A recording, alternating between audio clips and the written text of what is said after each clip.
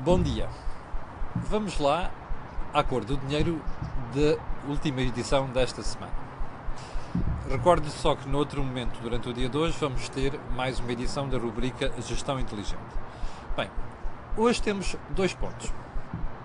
O primeiro para explicar que nós, os contribuintes, vamos mesmo ter de pagar os custos da solução que foi encontrada para o novo banco. Eu não quero saber se é ou não é a menos má das soluções. É óbvio que é. Aliás, há uma máxima que eu tenho falado aqui com frequência, que gostava de lhe recordar. Quando algum dia um político lhe contar histórias sobre salvamento de bancos, a dizer que você não vai pagar isso, não acredite. Porque não é verdade. E repare, seja este político de esquerda ou seja esse político de direita, nós pagamos sempre os sarilhos que acontecem com a banca. Não há volta a dar. E até agora ninguém arranjou solução para isto. Bom, vamos voltar à questão do novo banco. Primeira questão. O Governo quase que deu um perdão fiscal à banca. Até porque, e sobretudo porque os bancos ficam só a pagar juros. Ora bem, e a solução está lá para 2046. Segundo lugar, quando o Fundo de Resolução meteu no novo banco cerca de 3,91 milhões de euros, o que nos foi dito foi que esse valor ia ser todo recuperado. Não vai. Se você for ver as contas do Fundo de Resolução, esta participação com que ficou de 25%, que é o que o Estado passou a ter no novo banco, vale apenas 334 milhões de euros. Meus amigos, onde é que estão os outros 3,6 mil milhões? Abaixo da água. Ou seja, é perda. Quem é que vai pagar essa perda? Obviamente, com o tempo, é você, sou eu, uma série de milhões de contribuintes. Não há volta a dar isto. E não vale a pena governos de esquerda e direita virem-nos dizer que isto não é assim. É assim. Segundo, o Estado vai emprestar mais 3,8 mil milhões de euros ao Fundo de Resolução. Mas o Estado não tem, não é? Até porque tem déficits. E, portanto, tem de pedir dinheiro emprestado. Ou seja, nós vamos pedir dinheiro emprestado e vamos emprestar ao Fundo de Resolução.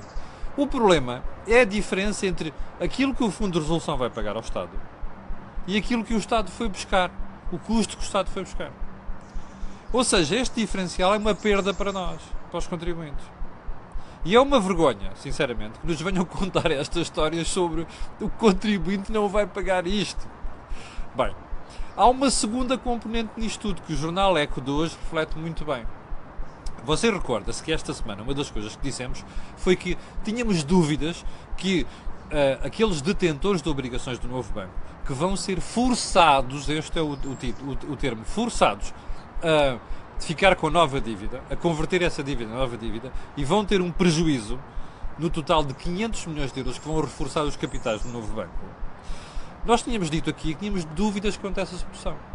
Porque essas pessoas não estão de acordo, não é? Como os indignados do BES também não estiveram de acordo. E, portanto, vão parar aos tribunais. Bem, agora veja só o que é que nós ouvimos esta semana sobre esta matéria. O Ministro das Finanças, num discurso, salvo erro, há 2 dias na Assembleia da República, dizia que o culpado era o Banco de Portugal, até porque tinha arranjado um sarilho com investidores, porque em dezembro de 2015 tinha pegado em cerca de 2 mil milhões de euros de obrigações do novo banco e tinha passado para o BES, para o universo do BES. Ora bem, o que é que acontece? É que foi precisamente essa passagem de uma linha de obrigações que levou, perdão, o contrário, do BES para o novo banco. Ora bem, foi esta transferência que os investidores não gostaram. Bem, e começou e gerou um grande broar nos meios internacionais. Houve investidores internacionais que não gostaram nada disto e então disseram que iam pôr o Estado em tribunal. E o Ministro das Finanças criticou o Banco de Portugal por ter feito isto há 2 dias. Agora veja um pormenor da conferência de imprensa que é muito bem referido pelo jornal Eco de hoje. Nessa conferência de imprensa houve alguém que perguntou ao Primeiro-Ministro: então, o Banco de Portugal alterou o perímetro dos ativos e responsabilidades do BES e do Novo Banco, precisamente em 2015. Ou seja, instrumentos de dívida sénior que valiam 2 mil milhões de euros, aquilo que falámos há bocadinho. Ora bem, e pergunta ao Primeiro-Ministro, então, mas nessa altura já tinham feito isto? E a resposta do Primeiro-Ministro foi esta. Foi precisamente tendo em conta essa experiência que nunca animámos qualquer solução que passasse por uma ação não voluntária por parte dos obrigacionistas. Ouviu bem? Não voluntária. Acho que é manifesto hoje que se há algo que penaliza os custos da República, os custos do sistema financeiro, é o facto dos investidores internacionais terem recebido particularmente mal a decisão do Banco de Portugal de unilateralmente e de forma discricionária ter imposto sacrifícios a certos obrigacionistas em dezembro de 2015. Está a ver? Ou seja, o Primeiro-Ministro diz assim, olha, nós sabemos que eles ficaram chateados porque em dezembro de 2015 foram forçados a levar com esta solução. E nós não queremos fazer isto. Pois, mas faz. Não pode, mas faz. Ou seja, o ponto é este. É que nós estamos a brincar com investidores internacionais. O que é que o ECO fez? Foi ouvir alguns desses investidores, grandes investidores internacionais, que disseram assim, olha que bom, isto vem da boca do Primeiro-Ministro. Portanto, agora vamos aos processos em tribunal. Porquê é que eu lhe fui buscar esta marmelada toda? Perguntará a você. Para lhe dizer uma coisa muito simples. Andam-nos a dizer que aqueles 3,8 mil milhões que o Estado agora vai emprestar ao Fundo de Resolução vai ter volta. Não vai não. Sabe porquê? Porque se estes processos que estamos aqui a falar forem parar a tribunal, isto vai correr mal. Uma parte disto vai correr mal. O Estado português corre o sério risco de ser condenado. E o que vai acontecer é quem é que vai pagar isto? Olhe, é o meu bolso e o seu. Por outras palavras, é esta carteira e a sua. Agora venham-nos lá contar histórias de que a dívida não sobe e que nós vamos... que tudo isto... e que nos vão baixar os impostos e não sei das quantas. Aliás, por falar em dívida a subir, veja só este pormenor. Lembra-se que eu há bocado lhe disse que dos 3.900 mil milhões, 333 mil milhões é o que vale a participação do Estado neste momento no novo banco. Aqueles 3,6 mil milhões não aparecem no déficit, não é? Pois é. E a gente faz brilharetes lá fora. Olha, o déficit mais baixo da democracia, 2,1%. Some lá este valor ali, veja lá quanto é que dá.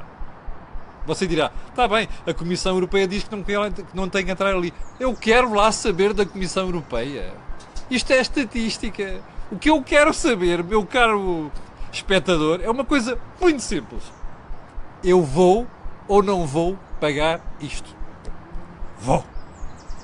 Ou seja, o déficit mais baixo da democracia tem como contrapartida a dívida mais alta da democracia. Capiche? Ou seja, e essa dívida, quem vai pagar é você, eu e esta malta toda. Este é que é o ponto fundamental. Portanto, nunca se esqueça de uma coisa. Quando o olho político lhe vier com estas histórias, vira a cabeça para o lado e dê uma gargalhada. Não se esqueça, hoje ainda vamos ter o Gestão Inteligente e quanto assim eu peço desculpa por estar a terminar a semana com tão más notícias, mas olha, não podemos deixar de dizer a verdade. Voltamos na segunda-feira com este comentário às 8 da manhã. E no fim de semana provavelmente ainda faremos um novo Deals and Wheels. Até lá.